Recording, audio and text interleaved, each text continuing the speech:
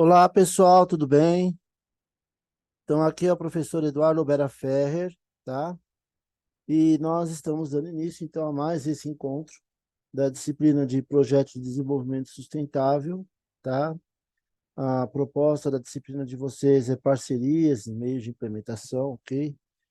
E, então, vamos começar o nosso terceiro tema, tá? Que trata da OMC. Então, o tema da aula de hoje é OMC, vou compartilhar a tela,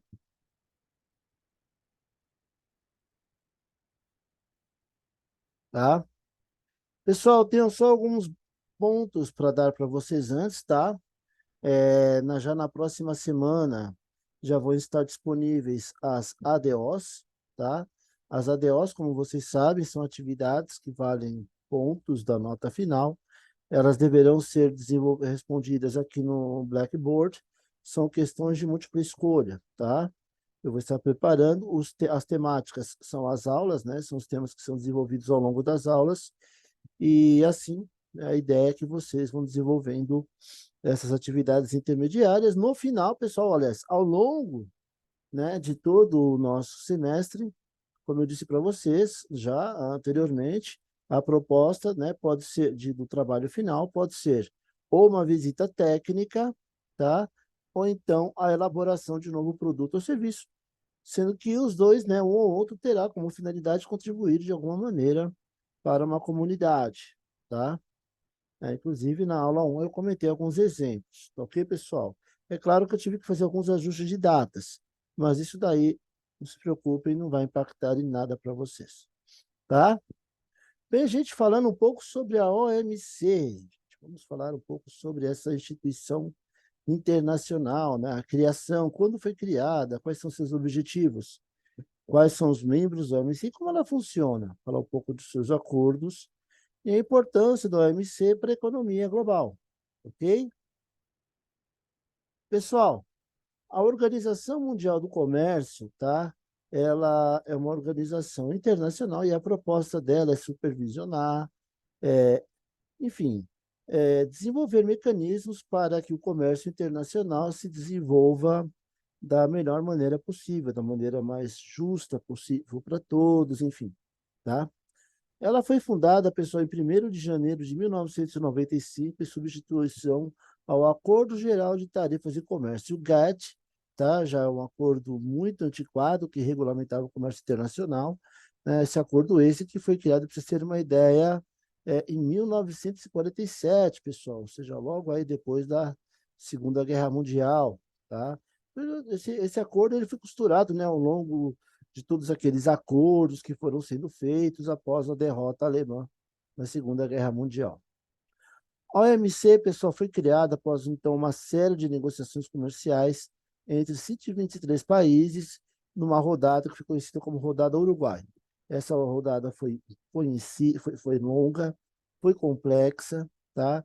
Por quê, pessoal? Porque ela envolveu todos os membros e costurou diversos acordos, né? Foram tomadas diversas decisões, dentre elas a fundação da OMC. Aqui nós temos, então, os objetivos da OMC, tá? Dentre eles temos promover o comércio livre e justo. A ideia, pessoal, é desenvolver políticas, né? Promover mecanismos e instrumentos para que os países pratiquem o comércio de maneira livre e justa, para que haja, assim, o crescimento, né, equânime das nações, ou pelo menos o mais próximo disso possível, né? A proposta para esse fim, pessoal, é reduzir as barreiras ao comércio, como tarifas, subsídios e também barreiras técnicas, tá? A eliminação das barreiras ao comércio é muito importante para que haja o aumento da eficiência e da competitividade da economia global, tá? Garantir, então, dessa maneira, a igualdade de tratamento para todos os países, tá? A ideia é que todos os países sejam tratados de forma igualitária, independentemente de seu papel, de seu porte, enfim, a ideia é tratar todos como sendo iguais, tá? E, claro, resolver disputas comerciais, tá? Disputas essas que podem prejudicar o comércio internacional e, consequentemente, aí, a economia global. tá?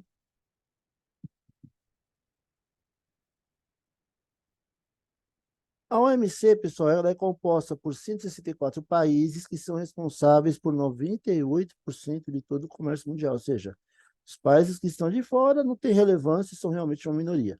Mas pelo desenho você pode compreender que fazem parte da OMC é, é, praticamente todos os países do mundo, né? Você pode ver aqui nas Américas, né?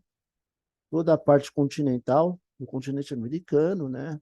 Você pode ver aqui toda a Europa, boa parte aqui, né, da Ásia, toda a Oceania, né?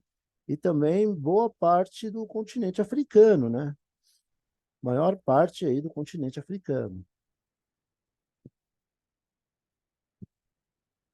E como funciona então a OMC, pessoal? A OMC, ela funciona por meio de um sistema de regras e também de acordos que são tratados entre os países, tá? A ideia desses acordos, pessoal, é estabelecer regras básicas para o comércio internacional. O intuito é, sobretudo, proporcionar mecanismos para resolver disputas comerciais. Nesse sentido, pessoal, a OMC é composta por três órgãos principais. Pela Conferência Ministerial, tá? É o órgão supremo da OMC, tá? Ela é composta por representantes de todos os membros, sendo que a conferência é responsável por tomar decisões de alta relevância no que tange a política comercial da OMC, tá? Temos o Conselho Geral, que é o órgão executivo do OMC, com proposta de supervisionar o trabalho dos outros órgãos da OMC e também por resolver as tais disputas comerciais. E os órgãos subsidiários, pessoal, que são responsáveis por questões mais específicas, como agricultura, serviço de propriedade intelectual e outros. Tá?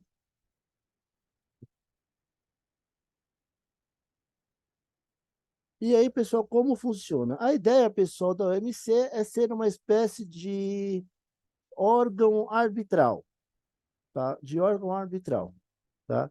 Ela não é assim, não funciona exatamente como um tribunal, tá? Mas ela tem uma estrutura quase como se fosse um tribunal, tá? Sendo que, falei muito, tá, né? Às vezes escapa. A ideia, pessoal, é que todas as regras e acordos já são previamente assinados e acordados pelos membros do OMC. Obviamente que eles são revisados e atualizados, tá? E a ideia, pessoal, é que esses acordos funcionem como um mecanismo para resolver as disputas comerciais.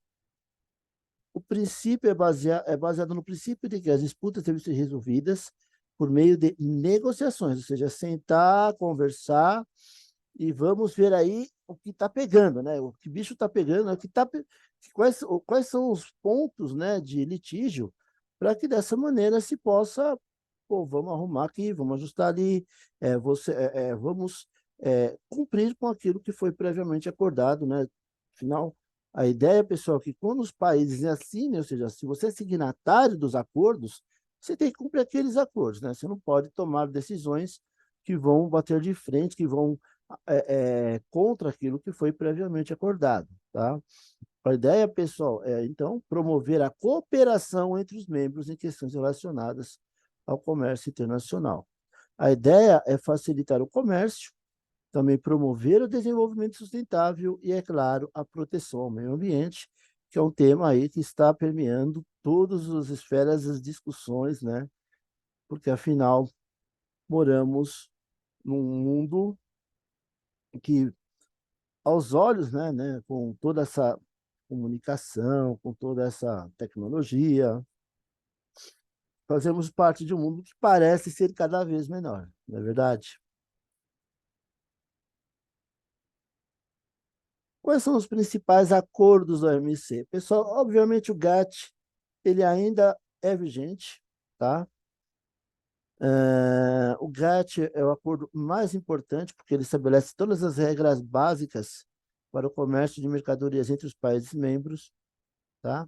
Temos um acordo específico sobre a agricultura, estabelece o comércio de produtos agrícolas com a finalidade de reduzir os subsídios.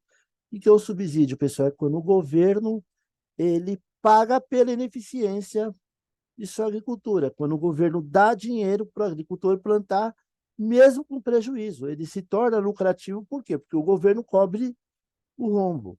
E por que um governo faria isso? Para proteger empregos, para proteger por questões sindicais. Enfim. O maior exemplo é a França. A França, pessoal, é um dos países que possui um maior, assim, em termos de barreiras agrícolas, realmente o que tem o maior conjunto, né? Pelo menos pelo que eu estudei, pelo que eu já vi. Puxa vida, para vocês terem uma ideia, pessoal, a França, o açúcar que é vendido na França é feito de beterraba, pessoal, que é muito mais cara, é uma forma muito mais cara de você produzir o açúcar. Ou seja, o agricultor francês, ele planta, ele é caro, só que ele se torna viável dentro da França porque o governo vai lá e cobre o rombo. Tá? São barreiras, né? São essas barreiras, essa, barreiras subsidiárias, né? E temos o acordo sobre os serviços, pessoal. O acordo sobre os serviços estabelece regras para o comércio de serviços, sendo que a proposta é reduzir as barreiras ao comércio, ao livre comércio de serviços. Dessa maneira, pessoal, promovendo mecanismos para que qualquer pessoa de qualquer parte do mundo possa fornecer serviços, né? Você pode comprar e fornecer serviços para pessoas ou empresas de qualquer parte do mundo, tá? E falei, tá de novo. Isso é muito interessante, pessoal, porque você pode, por exemplo, vamos supor que um escritor americano queira vender seu livro aqui no Brasil, né? Ele quer traduzir, ele precisa traduzir do inglês para o português. Então, ele pode lhe contratar, se você for uma pessoa que sabe muito bem o inglês, ele pode lhe contratar e você vai fazer essa tradução, né? Você vai trazer do inglês para o português e, obviamente, ele vai lhe pagar por isso. Existem hoje ferramentas muito práticas para fazer pagamentos entre países, como o PayPal, né? Entre outras. Então, isso é muito bacana, pessoal, porque atualmente você pode oferecer serviços não só dentro do seu país, mas você pode também vender lá para fora, dependendo daquilo que você faz. Temos o acordo sobre os aspectos dos direitos de propriedade intelectual relacionados ao comércio, tá? Afinal, é importante garantir a propriedade intelectual, né? Isso é no mundo. Temos o acordo sobre barreiras técnicas ao comércio, que tem como proposta garantir que barreiras técnicas ao comércio não sejam discriminatórias, tá? E acordo sobre as subsistências e medidas compensatórias. Ele estabelece regras para a questão dos subsídios, pessoal. A ideia é que o subsídio seja não discriminatório e não crie distorções no comércio. Observado, pessoal, que você não oferece subsídio só para a agricultura, você pode oferecer subsídio para vários segmentos, tá? Como têxtil, de couro, enfim, calçadista, para vários outros segmentos, para proteger a sua indústria local.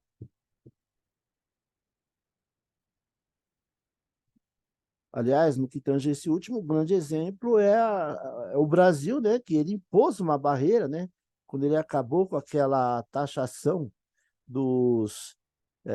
aquela isenção, né, dos 50, das importações de até US$ 50, né, quando o governo acabou com essa isenção. Isso é uma forte barreira, pessoal. Obviamente, alguém lá na China ficou bem nervoso com isso. Mas parece que o presidente Lula não está muito preocupado com isso. Mas tudo bem, né? E qual é a importância da OMC, pessoal? Aqui é um toque meu, tá, gente? É uma observação mais minha, tá?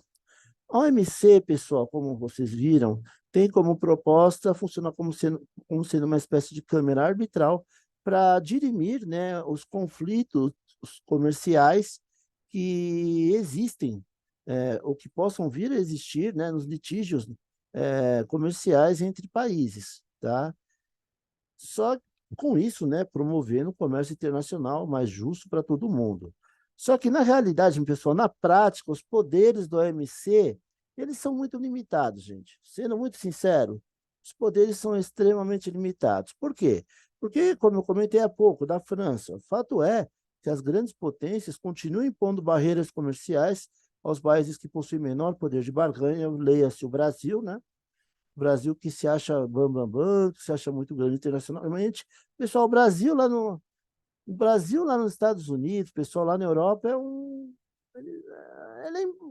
meramente lembrado, tá?